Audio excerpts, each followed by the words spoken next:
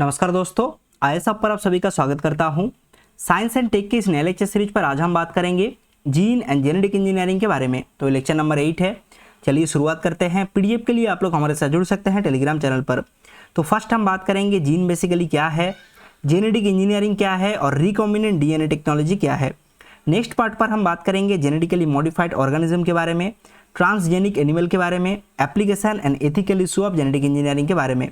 तो चलिए शुरुआत करते हैं। तो फर्स्ट है व्हाट आर जीन। तो जीन बेसिकली क्या है। Gene are the functional unit of DNA. तो एक सेल के अंदर होता है न्यूक्लियस, न्यूक्लियस के अंदर होता है क्रोमोजोम। तो नंबर ऑफ क्रोमोजोम कितना होता है 46, 23 आता है मदर से और 23 आता है फादर से। क्रोमोजोम के अंदर होता है DNA. Gene basically segment of DNA. तो एक सेगमेंट ऑफ डीएनए को ही कहा जाता है जीन।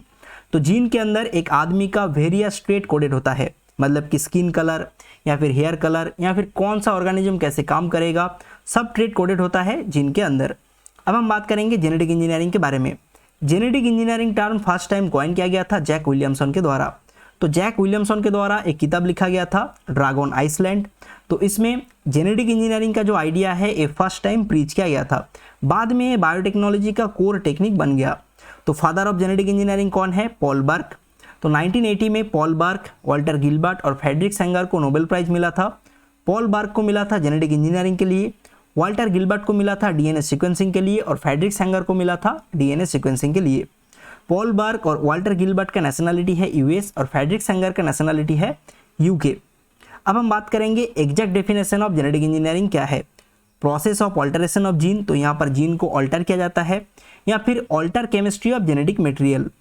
तो एक जीन के अंदर जो जेनेटिक मटेरियल होता है, तो जेनेटिक मटेरियल का जो केमिस्ट्री है इसे ऑल्टर किया जाता है एक डिजायर्ड ट्रेट पाने के लिए। तो इसे ही कहा जाता है जेनेटिक इंजीनियरिंग। तो हार्बर्ट बॉयर और स्टैनली कोहेन का बहुत ज़्यादा कंट्रीब्यूशन रहा है रिकॉम्बिनेंट डीएनए टेक्नोलॉजी फील्ड में। तो रिकॉम्बिनेंट डीएनए टेक्नोलॉजी बेसिकली क्या है। Recombinant DNA or rDNA is a unique DNA strand which is created artificially by joining two or more strands which behave like naturally occurring DNA। तो हार्बर्ट Boyer और Stanley Cohen ने first time create किया था recombinant DNA using restriction enzyme. तो modern biotechnology में recombinant DNA technology का बहुत ज़्यादा इस्तेमाल होता है। तो रिकॉम्बिनेंट डीएनए टेक्नोलॉजी इस्तेमाल करके जीन और मल्टीपल जीन हम क्रिएट कर सकते हैं, आइडेंटिफाई कर सकते हैं, कट कर सकते हैं, इंसर्ट कर सकते हैं जीनोम में एक नया ऑर्गेनिज्म क्रिएट करने के लिए। अब हम बात करेंगे क्या क्या टूल इस्तेमाल किया जाता है रिकॉम्बिनेंट डीएनए टेक्नोलॉजी में। देखिए रिकॉम्बिनेंट यहाँ पर रिकॉम्बिनेशन भी है, क्लियर।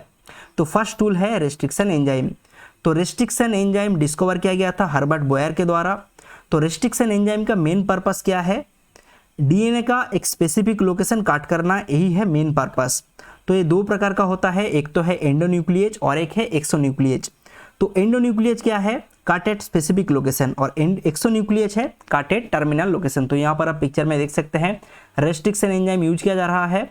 तो फर्स्ट काट किया जा रहा है, फिर यहाँ पर एडिट किया जा रहा है, क्लियर। नेक्स्ट टूल है क्लोनिंग वेक्टर और थर्ड टूल है कॉम्पिटेंट होस्ट। नेक्स्ट हम बात करेंगे प्रोसेस ऑफ आरडीएनए टेक्नोलॉजी के बारे में। तो फर्स्ट प्रोसेस है isolation of DNA, second process है cutting the DNA specific location, third है amplification of gene of interest, fourth है insertion of rDNA into host cell, fifth है obtaining the foreign gene particle, sixth है downstreaming process. तो इतना तो UPSC perspective से नहीं चाहिए, फिर भी हम नॉलेज के लिए डिस्कस कर रहे हैं, क्लियर। अब हम बात करेंगे प्रीवियस ईयर में रिकॉम्बिनेंट डीएनए टेक्नोलॉजी से कैसा क्वेश्चन पूछा गया था। तो यहाँ पर पूछा गया है recombinant DNA technology allows gene to be transfer. तो फर्स्ट स्टेटमेंट है across different species of plant, second statement है from animal to plant, third statement है from microorganism to higher organism. तो यहाँ पर कौन सा स्टेटमेंट सही है। देखिए रिकॉम्बिनेंट डीएनए टेक्नोलॉजी एक इमर्जेंट टेक्नोलॉजी है। तो इमर्जेंट टेक्नोलॉजी से जब क्वेश्चन पूछा जाता है ज़्यादातर जो स्टेटमेंट होता है ये सही होता है क्योंकि एंडलेस पॉसिबिलिटी होता है, ठीक है। तो यहाँ पर तीनों के तीनों स्टेटमेंट सही है, ऑप्शन डी हो जाएगा सही आंसर 1, 2 एंड 3। तो यह है एंड ऑफ दिस वीडियो। आशा करता हूँ आप लोगों को समझ में आया होगा। Thank you.